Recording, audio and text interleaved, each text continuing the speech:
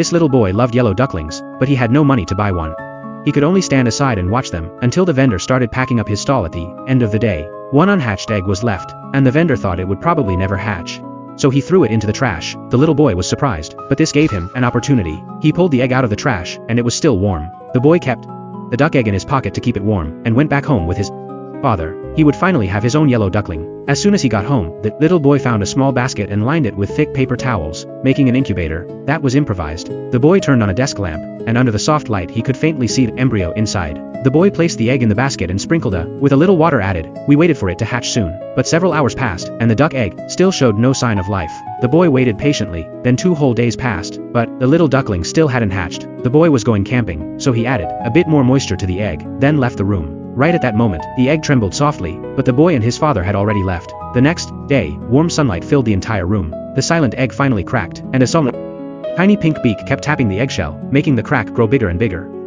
After tireless effort, the tiny new life finally broke out of its shell. After its feathers dried off, the little duckling started his first adventure. He slowly crawled onto the computer, then he fell off the desk. Luckily, a helmet cushioned his fall, and the duckling slid along. Some clothes lay on the floor. Then he crawled under the boy's bed, where there were many forgotten toys. The duckling explored carefully, but he still stepped on a toy that activated a toy spider. The duckling ran away immediately and climbed into the boy's sweater. It was warm inside, and the duckling soon fell asleep. Shortly after, the boy returned from camp. He saw the broken eggshell and immediately started searching everywhere for the duckling.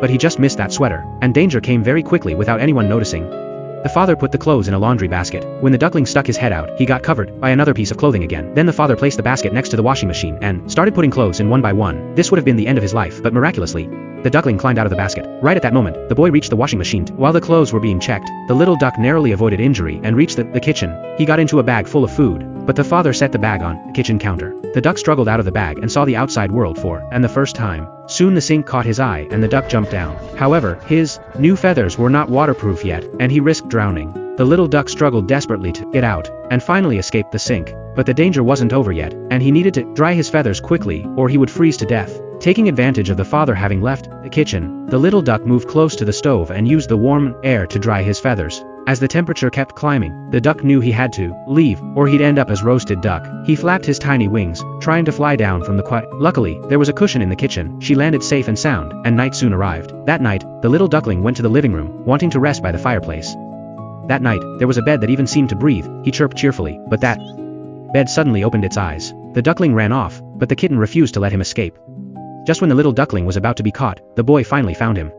He happily picked up the little yellow duckling, and the duckling felt his affection. In fact, he mistook the boy for his mother. The boy always kept him by his side,